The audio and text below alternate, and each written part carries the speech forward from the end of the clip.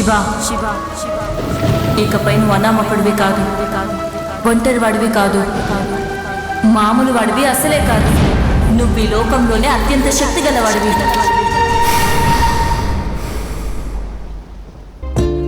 ఏంటి సురభి, ఈ రోజైనా నీ బికారి ముగుడు మంచి డ్రెస్ వేసుకొస్తాడా, లేకపోతే ఎప్పట్లాగే అడుక్కుతూనే వాళ్ళ వస్తాడా? ఫంక్షన్ మొదలవడానికి అందరూ ఎదురు చూస్తున్న సమయంలో జై అందరి ముందు సురభిని అవమానిస్తాడు. అది విన్న ఆమె కోపంతో, మర్యాదగా మాట్లాడు జై.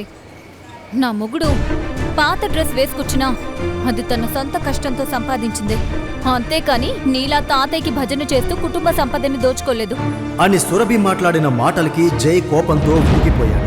జై సురభిని ఏదో అనబోయేలోపే ఆ కుటుంబానికి పెద్ద సికా గ్రూప్ ఆఫ్ ఇండస్ట్రీస్ ఎండి అయిన రాధాకృష్ణ తన ఫేవరెట్ కోడలు రేణుకాదేవితో అక్కడికొచ్చాడు. రాధాకృష్ణరావు గత కొన్ని దశాబ్దాలుగా తన సొంత కష్టంతో అతిపెద్ద వ్యాపార సామ్రాజ్యాన్ని ఏకచక్రాధిపత్యంగా ఏలుతున్న పవర్ఫుల్ బిజినెస్ మ్యాన్. తన వ్యాపార సామ్రాజ్యాన్ని చూసుకోవడానికి తన కుటుంబ వారసులను విజయవంతమైన వ్యాపారవేత్తలుగా తయారు చేసినప్పటికీ రాధాకృష్ణరావు తర్వాత ఆ సామ్రాజ్యాన్ని తానే పాలించాలనే జై ఉద్దేశం. అందుకోసమే అతను రాధాకృష్ణరావుకు భజన చేస్తూ ఉంటాడు. ఆ కుటుంబంలో అతనిలాగే మరికొందరు అదే ఉద్దేశంతో ఎదురు చూస్తున్నారు. కానీ సురభి ఆలోచన మాత్రం వీటన్నిటికీ భిన్నంగా ఉంది. మిగిలిన వాళ్ళంతా పెద్ద పెద్ద హోదాల్లో ఉన్న వాళ్ళని చూసి పెళ్లి చేసుకుంటే సురభి మాత్రమే నిజమైన ప్రేమను వెతుక్కుంటూ వెళ్ళింది. అందుకే తన తాతయ్య తన కోసం సెలెక్ట్ చేసిన మిడిల్ క్లాస్ అబ్బాయి అయిన శివనే భర్తగా ఒప్పుకొని తనకి గౌరవం ఇచ్చింది. దీనివల్ల సురభి తన కుటుంబ సభ్యుల నుండి చాలా అవమానాలు ఎదుర్కోవాల్సి వచ్చింది. సురభి ఒక మంచి కంపెనీలో ఉద్యోగంలో చేరి బాగా సంపాదిస్తోంది. కానీ శివ మాత్రం బిజినెస్ చేయడానికి ప్రయత్నించి చాలాసార్లు నష్టపోయాడు. దానివల్ల అతను చాలా బాధపడ్డాడు. అంతేకాదు, దీనివల్ల శివ ఇంకా సురభి మధ్య దూరం కూడా మొదలైంది. కానీ దీన్నే అవకాశంగా తీసుకుని వారిద్దరినీ విడదీయాలని వాళ్ళ కుటుంబ సభ్యులు ప్రయత్నాలు చేస్తున్నారు. కానీ సురభి మాత్రం ఎట్టి పరిస్థితుల్లోనూ శివను దూరం చేసుకోవాలని అనుకోవట్లేదు. ఆ రోజు సురభి తల్లి రేణుకాదేవి పుట్టినరోజు. ప్రతి సంవత్సరం కుటుంబ సభ్యులందరూ కలిసి రేణుకాదేవి పుట్టినరోజును గ్రాండ్గా సెలబ్రేట్ చేస్తారు.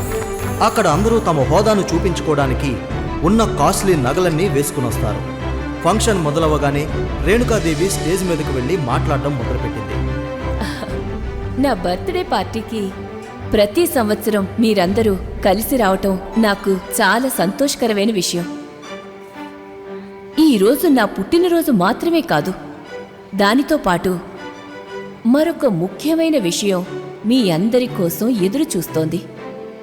దానికంటే ముందు మీరందరూ డిన్నర్ చేసి ఆనందించండి. అవును, అందరూ వచ్చారా? పార్టీ స్టార్ట్ చేద్దామా అని రేణుకాదేవి మాట్లాడుతూ ఉండగానే పరిగెత్తుకుంటూ చెమటలతో తడిసిపోయి ఆ పార్టీకొచ్చాడు శివ. శివని ఆ పరిస్థితిలో చూసి రేణుకాదేవితో పాటు సురభి కుటుంబ సభ్యులందరూ ముఖం చిట్లించుకున్నారు. ఇది గమనించిన జై శివ వైపు చూస్తూ, ఏంటి శివ, పెద్ద పెద్ద బిజినెస్ చేసే వాళ్ళందరూ కూడా కరెక్ట్ టైంకి వచ్చేసారు. పని పాట లేకుండా ఇంట్లో ఖాళీగా కూర్చొని తినే నీకెందుకు ఎంత లేట్ అయితే? 4 రూపాయలు సంపాదించడం తెలీదు, పెద్దవాళ్ళను ఎలా గౌరవించాలో కూడా తెలీదా అని అంటూ అందరి ముందు శివని తక్కువ చేసి మాట్లాడడం మొదలు పెడతాడు. అప్పుడు శివ తనను తాను సమర్థించుకుంటూ, అది కాదత్తయ్యా, అదేంటంటే అని శివ ఏదో చెప్పబోతుండగా, ఛీ, నీ కారణాలన్నీ మాకక్కర్లేదు, పార్టీ స్టార్ట్ చేయండి అని శివ ముఖం మీదే చెప్పి స్టేజ్ దిగి వస్తుంది. సురభి కుటుంబ సభ్యులందరూ వారిద్దరిని చూసి నవ్వడం మొదలు పెడతారు. శివ సురభి దగ్గరకొచ్చి తాను ఎందుకు లేటుగా వచ్చాడో చెప్తూ, సారీ సురభి, అసలు ఎందుకు లేట్ అయిందంటే. వద్దు శివ, ప్లీజ్ నాకెలాంటి రీజన్స్ చెప్పకు. నేను ఇంటి నుండి స్టార్ట్ అవుతున్నప్పుడే చెప్పాను కదా నిన్ను కూడా రమ్మని. నువ్వు రావచ్చు కదా, కానీ ఏదో ఇంపార్టెంట్ వర్క్ ఉందని చెప్పి ఇప్పుడు అందరి ముందు తలంచుకునేలా చేసావు. అయినా నా ఫ్యామిలీ మెంబర్స్ గురించి నీకు తెలుసు కదా. కనీసం మంచి డ్రెస్ అయినా వేసుకొని రావచ్చు కదా. నన్ను అడిగితే డబ్బులు ఇచ్చేదాన్ని కదా. ఏంటి సురభి, నువ్వు కూడా నన్ను అందరిలాగా చూడడం మొదలుపెట్టావా? నీకు బాగా తెలుసు, I have my self respect Surabhi. నేను నీకు ముందే చెప్పాను, ఎప్పుడు నా ప్రాజెక్ట్ సక్సెస్ అవుతుందో అప్పుడే నేను నా ఓన్ మనీతో అన్నీ కొనుక్కుంటానని. అప్పటి వరకు నా దగ్గరున్న 4 జతల బట్టలు నాకు చాలు. శివ మాటలు విన్న సురభి మౌనంగా ఉండిపోయింది. తన కళ్ళల్లో నీళ్లు తిరుగుతున్నాయి. సురభి తలదించుకుని నెమ్మదిగా అక్కడి నుండి దూరంగా వెళ్ళిపోయింది. శివకి అదంతా అర్థమైంది. కానీ శివ సురభితో అంతకంటే ఏం మాట్లాడలేకపోయాడు. ఎందుకంటే శివ సురభి నుండి ఒక ముఖ్యమైన విషయాన్ని దాచిపెట్టాడు. కొన్ని అనివార్య కారణాల వల్ల అతను తన గురించి ఎలాంటి రహస్యాలను సురభికి చెప్పలేదు.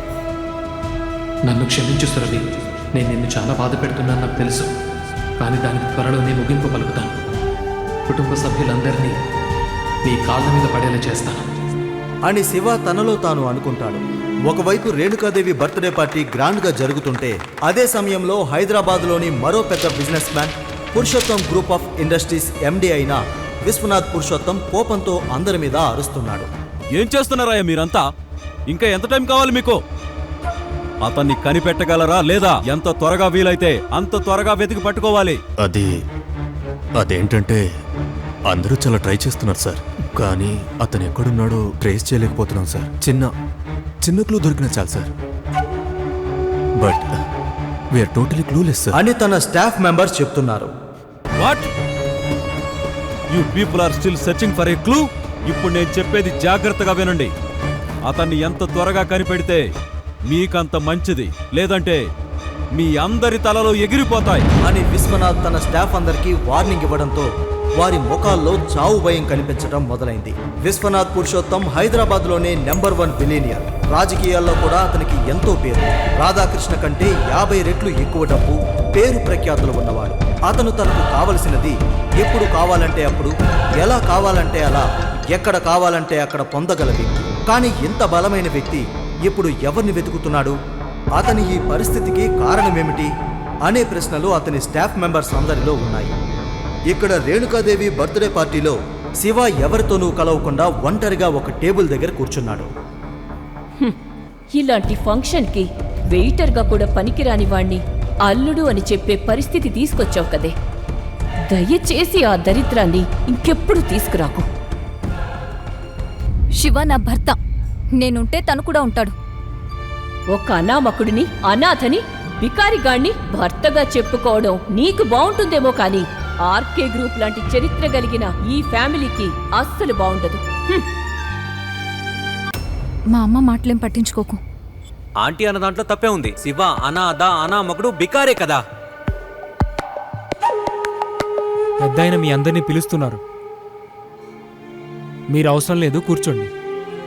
అక్కడే దూరంగా బాధగా నిలబడి ఉన్న తన భార్యను చూసి ఇక మౌనంగా ఉండటం మంచిది కాదని అనుకుని వెంటనే వాష్రూమ్కి వెళ్లి అద్దం ముందు నిలబడ్డాడు. ఒక అనామకుడు, అనాథ, బికారివైన నువ్వు ఎప్పటికీ ఆర్కే ఫ్యామిలీలో ఒకడివి కాలేవు. శివ, ఇకపై నువ్వు అనామకుడివి కాదు, ఒంటరి వాడివి కాదు, మామూలు వాడివి అసలే కాదు. నువ్వు ఈ లోకంలోనే అత్యంత శక్తి గలవాడివి. అద్దంలో కనిపించిన ఆ రూపం చాలా భయంకరంగా ఉంది. ఎర్రటి కళ్ళతో శరీరం నుండి వస్తున్న ఆ తీవ్రమైన కాంతి సూర్యుడినే తెచ్చి భూమి మీద పెట్టినట్లు ఉంది. అతను కళ్ళు మూసుకుని ఏదో మంత్రం చదువుకుంటూ చేయెత్తాడు. వెంటనే అతని అరచేతిలో నుండి పొగ వచ్చింది. ఆ పొగ నుండి ఒక సీక్రెట్ మొబైల్ ఇంకా ఒక చిప్ బయటకొచ్చాయి. ఆ చిప్ను ఆ మొబైల్లో వేసి యాక్టివేట్ చేశాడు. కొన్ని క్షణాల్లో ఆ మొబైల్ నుండి కొన్ని డాక్యుమెంట్లు ప్రాసెస్ అవ్వటం మొదలైంది. అదే సమయంలో పురుషోత్తం గ్రూప్లో భూమి కంపించినట్లయింది. సార్, చాలా ఇంపార్టెంట్ అప్డేట్ సార్ అని చెప్తూ విశ్వనాథ్ స్టాఫ్ మెంబర్ అతనితో మాట్లాడడానికి అతని క్యాబిన్ దగ్గరికి భయపడుతూ వచ్చారు. ఏంటి? ఏమైంది? మేము వెతుకుతున్న ఆ వ్యక్తి దొరికాడు సార్. ఏమంటున్నారు? ఎక్కడున్నాడు అతను? వెంటనే అతను ఎక్కడున్నా ఇక్కడికి తీసుకురండి. సార్, అతను దొరికాడు అంటే ఎక్కడున్నాడో తెలీదు, కానీ అతని అకౌంట్స్ అన్ని మళ్ళీ యాక్టివేట్ అయ్యాయి సార్. ట్రేస్ చేయడం మొదలు పెట్టాం, కాసేపట్లో తెలిసిపోతుంది సార్ అని అంటారు. అప్పుడు విశ్వనాథ్, చెయ్యండి. ఎంత త్వరగా ట్రేస్ చేసి పట్టుకోవచ్చో అంత త్వరగా కనుక్కుని అతన్ని నా కళ్ళ ముందు నిలబెట్టండి. ఆలస్యం అయ్యే ఒక్కొక్క నిమిషం ఈ సామ్రాజ్యాన్ని ముంచేస్తుందని మర్చిపోవద్దు అని విశ్వనాథ్ పురుషోత్తం కోపంగా చెప్తూ ఒక సిగరెట్ తీసి వెలిగించుకున్నారు. అదే సమయంలో అక్కడికి పరిగెత్తుకుంటూ వచ్చిన మరో స్టాఫ్, సార్, మన కంపెనీ అఫీషియల్ ఈమెయిల్కి ఒక ఇంపార్టెంట్ నోటిఫికేషన్ వచ్చింది సార్. అందులో ఏముంది? మన కంపెనీ షేర్లన్నీ ఇంకొకరి పేరు మీదకి ట్రాన్స్ఫర్ అయ్యాయి సార్. కంపెనీ పరిస్థితి చాలా దిగజారుతోంది సార్. ఏమంటున్నావు నువ్వు? చూడండి సార్. అసలు అది ఎలా సాధ్యం?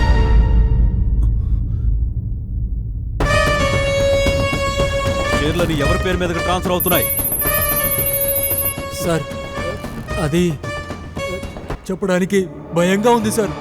భయంగా ఉంది. అసలేం మాట్లాడుతున్నావు? విషయం ఏంటో మర్యాదగా చెప్తావా లేదా అని అంటూ విశ్వనాథ్ పురుషోత్తం ఆ స్టాఫ్ను కాలర్ పట్టుకుని అడుగుతాడు. ఆ స్టాఫ్ కళ్ళల్లో చావు భయం కనిపిస్తుంది. అది చూసిన విశ్వనాథ్ పురుషోత్తం, నీ కళ్ళల్లో ఎందుకంత భయం కనిపిస్తోంది? అయితే ఆ పేరు శివశంకర్ అని అడగగానే ఆ స్టాఫ్ అవును అని తల ఊపాడు. అది చూసిన విశ్వనాథ్ పురుషోత్తం వణికిపోతాడు. అప్పుడు అక్కడే ఉన్న మరో స్టాఫ్ భయంతో ట్రేస్ చేసాం సార్, అతను ఎక్కడున్నాడో తెలిసింది అంటూ ఒక అడ్రస్ను చూపించగానే విశ్వనాథ్ పురుషోత్తం ఆశ్చర్యపోతూ, ఇంకెందుకు వెయిట్ చేస్తున్నారు? ఇప్పుడే అందరూ బయలుదేరండి. వాడిని మనం ఉన్న చోటుకి తీసుకురాలేదు, మనమే వాడు ఉన్న చోటుకి వెళ్ళాలి అని చెప్తాడు. మరికొద్ది క్షణాల్లో విశ్వనాథ్ ఆఫీస్ నుండి 10కి పైగా BMW కార్లు వేగంగా బయలుదేరాయి. కానీ దీనంతటికీ కారణమైన శివ మాత్రం ఏమీ తెలియని అమాయకుడిలా తనని తాను నార్మల్గా ఉంచుకుని ఆ బర్త్డే పార్టీలో కూల్గా వైన్ తాగుతూ ఉన్నాడు.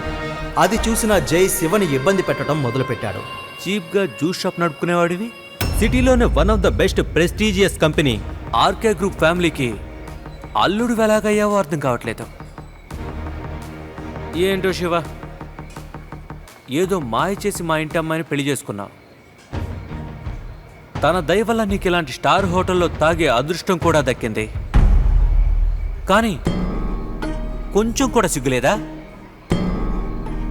ఒకవేళ ఇప్పుడు నువ్వు తాగిన మొత్తానికి నిన్నే డబ్బులు కట్టమంటే ఏం చేస్తావురా? ఏముందిలే, అడుక్కొని బిల్లు కడతాడు. లేదంటే హోటల్ మేనేజర్ కాళ్ళ మీద పడి గిన్నెలు కడిగైనా బిల్లు కడతాడు. ఇంకా లేదంటే సిగ్గు లేకుండా వాడి భార్య సురభి దగ్గర చేయి చాచి అడుక్కొని కడతాడు అని సురభి కజిన్ కృతి శివని చూసి నవ్వుతుంది. అప్పుడు ఆమెతో పాటు జై ఇంకా అక్కడున్న వాళ్ళందరూ నవ్వుతారు. కానీ శివ మాత్రం కొంచెం కూడా కోపం తెచ్చుకోలేదు. అదే సమయంలో రేణుకాదేవి తన బర్త్డే పార్టీ స్టార్టింగ్లో అందరికీ చెప్తాను అన్న ఆ ముఖ్యమైన విషయం చెప్పడానికి స్టేజ్ మీదకి వచ్చింది. మా ఫ్యామిలీ లెగసీ గురించి మీ అందరికీ తెలుసు. ఈ లెగసీ నా తర్వాత కూడా ఉండాలి. ఉన్నదానికంటే ఎన్నో రెట్లు ఎక్కువగా వృద్ధి చెందాలి. అందుకోసం మనమిప్పుడు చేస్తున్న బిజినెస్ మరియు డీల్స్ మాత్రమే సరిపోవు.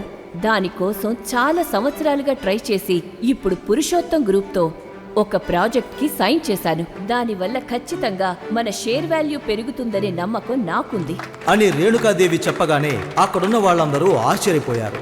ఎందుకంటే పురుషోత్తం గ్రూప్ వాళ్ళు అంత సులభంగా ఏ బిజినెస్ డీల్ ఒప్పుకోరు. ఆ విషయం విన్న అందరూ తమ బిజినెస్ డెవలప్ అవుతోందని చాలా సంతోషించారు.